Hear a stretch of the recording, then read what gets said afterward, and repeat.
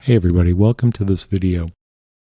In this series of videos, I'm going to teach you how to make interesting and sometimes compelling music using the OpenAI Jukebox AI. It's fairly complicated and all, but it can be mastered with patience and a little determination. I'll cover how to get a song from iTunes into Logic, how to extract stems and backing tracks from an ensemble recording, how to make an audio file that serves as a seed in creating your co-composition, how to co-compose, both the mechanics of it and strategies for how to get good results, and finally, how to post-process your co-compositions in Logic to get them to sound a lot better than what comes out of OpenAI. This first video covers how to get a song from iTunes into Logic. Now, it used to be possible to dig the sound files out of iTunes and drag them into Logic directly, but this rarely works anymore. If you download a song and search for it using Finder or Terminal and it's an M4A file, then you can drag it into Logic and that's the best. But it's likely to be an M4P and Logic can't use those. So many are M4P now that I don't even bother looking anymore. Here's what you'll need: a Mac with recent Mac OS, iTunes, Logic Pro, Loopback Audio by Rogue Amoeba.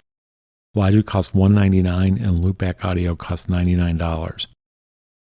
There are other ways to go about this that might be better, like directly extracting audio from a compact disc or even buying a high-quality MP3 of the song.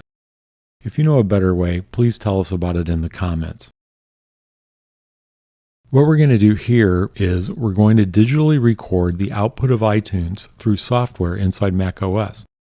And we're going to do that by creating a virtual output device and directing iTunes output to it and directing Logic to use it as its input.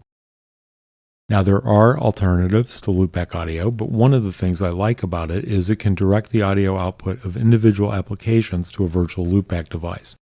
This means we can record iTunes audio without having to silence all our other apps or risk inadvertently recording some beep or boop announcing the arrival of a text message or whatever.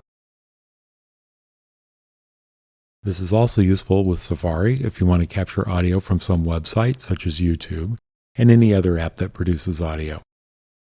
To get the highest quality audio, we need to configure iTunes.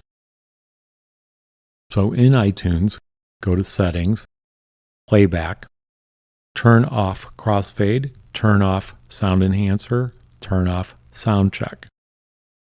Choose Lossless Audio and turn off Dolby Atmos. Set the volume to max. Pick Flat EQ.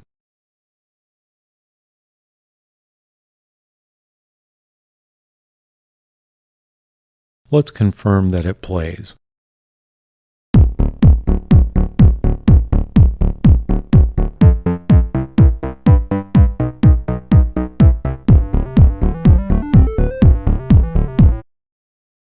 Now let's set up Loopback Audio. Note that when we play the piece, we're not getting anything in Logic. Once you set this up, you don't need to change it. Let's create a source for iTunes.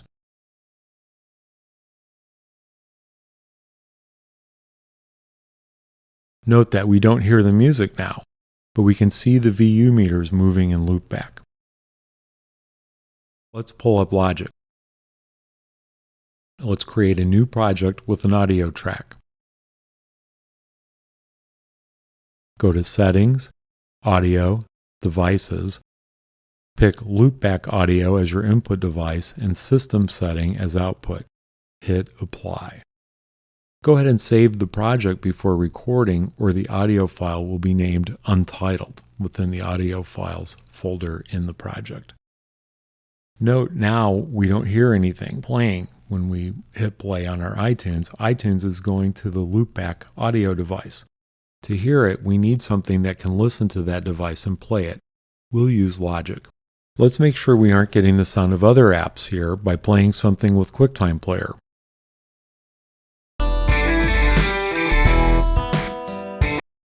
Okay, that works. You'll want to play through at least some of the song and make sure the levels are reasonable.